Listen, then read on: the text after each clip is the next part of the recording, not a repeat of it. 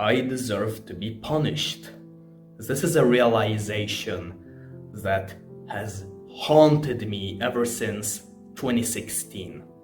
And I'm just gonna cut to the chase and reveal to you some of my biggest atrocities so that you understand why I deserve to get punished. In 2016 and before that, I had a crush on this girl and I put her on a pedestal. And one day I mustered my courage to talk to her and I felt like she accepted me. And when I felt like she accepted me, I went from feeling like the worst pathetic loser to suddenly feeling like an attractive and charismatic Giga Chad.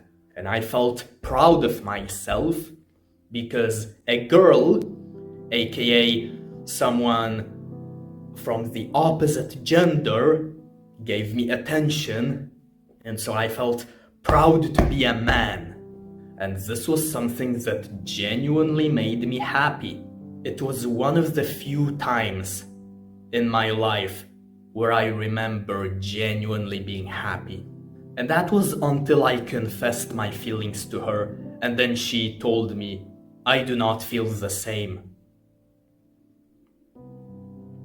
But because I had at that point convinced myself that I am such an attractive and charismatic Giga Chad, I could not believe how she could reject such an attractive and charismatic Giga Chad. And so I kept bothering her, I kept asking her why she rejected someone like me, and I kept clinging onto her just like any desperate simp would. Until eventually I was told by an adult that she was sad and uncomfortable because of me. And so then I needed to prove to the world that I was indeed the Giga Chad I thought I was, and that this girl made a mistake by rejecting such an attractive and charismatic Giga Chad. And this, combined with the fact that feeling like this Giga Chad and getting attention from the opposite gender was the only thing that genuinely made me happy, I started craving even more attention from the opposite gender, which led to me being more desperate and making more people sad and uncomfortable, and it became a vicious cycle. And so to recap the atrocities I have committed, basically, I put girls on a pedestal, I viewed girls as status symbols that could give me this happiness and pride as a man rather than actual people. I was that creepy guy who could not take no for an answer because he had convinced himself that this face, this fucking face, was the face of a Giga Chad. And because of all of this, people got hurt. People got hurt because of me. And I can forgive myself as much as I want. Christian people can tell me, Jesus forgives you, Jesus died on the cross to save all of us. And Jesus can forgive me as much as he wants. But the people I have hurt have been hurt. The damage has been done, and you can't take that back.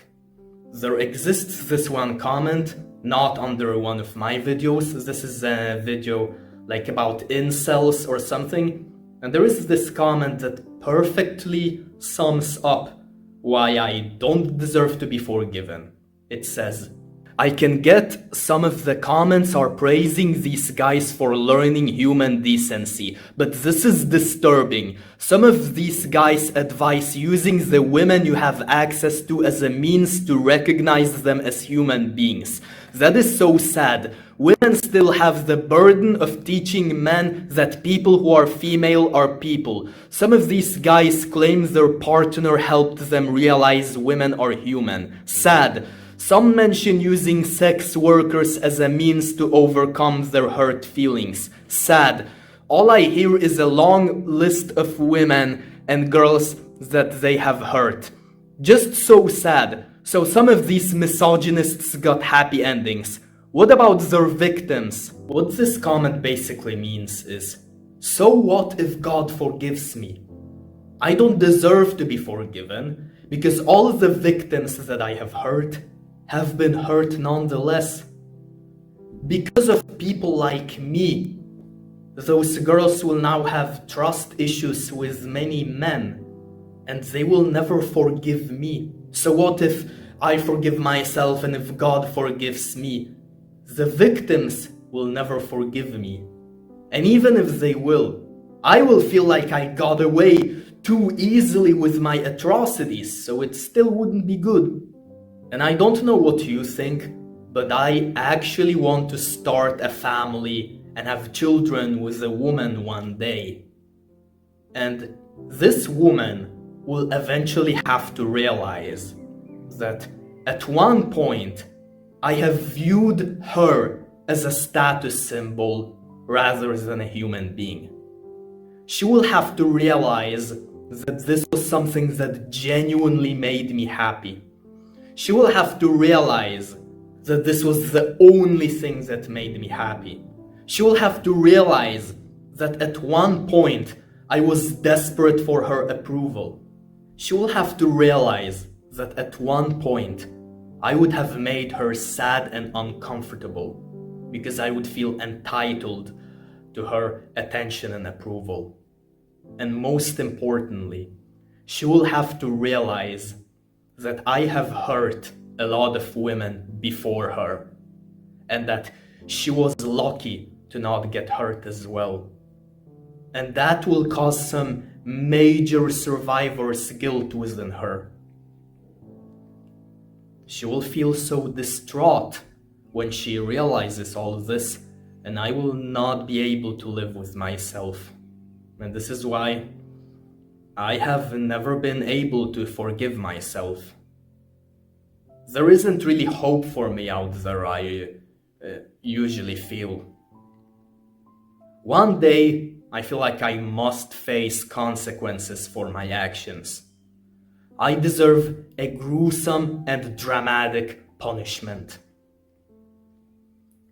Maybe all the women I have hurt should skin me alive in Governor Radcliffe fashion. Seriously, look up what happened to Governor Radcliffe in real life, not in Pocahontas. But one day, I realized something. Yes, the day when I will get punished, or as I like to call it, the day of judgment, is already set in stone. It's already inevitable. I will inevitably get punished, but it hasn't happened yet. Yes, I will ruin my life and die a horrible death one day, but that day hasn't come yet.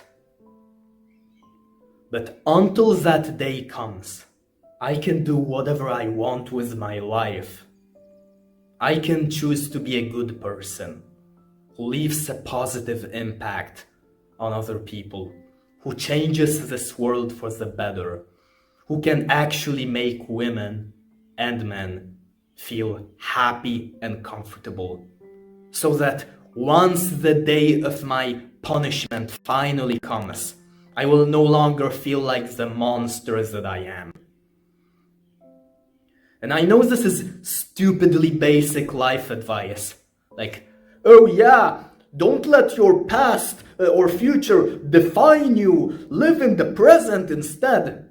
But this is something I really learned from Squid Game Season 2.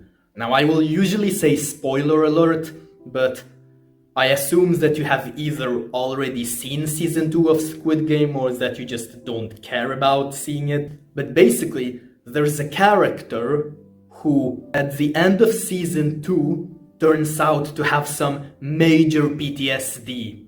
He betrays the main character, he creates a living hell for the main character.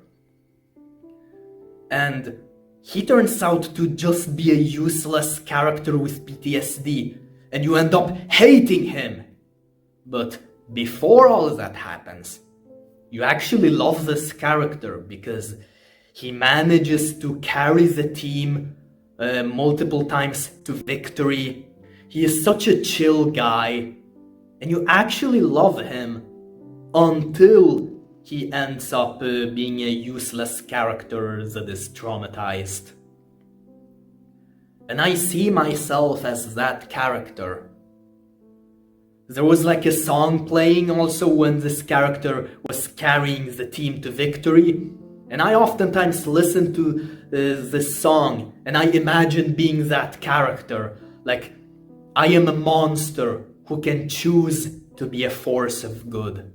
If you're watching this, you probably assume that I am a low-life loser stuck in my mom's basement who doesn't have a life outside, but I do have a life outside, trust me. And in that life, I try to make other people smile, laugh, and possibly even inspire them. And part of me wants this channel to be an inspiring story about a monster who possibly managed to turn his life around. And once the monster gets punished, it gets tragic. This is gonna be the greatest anime character arc that you might ever witness. But for now, take care.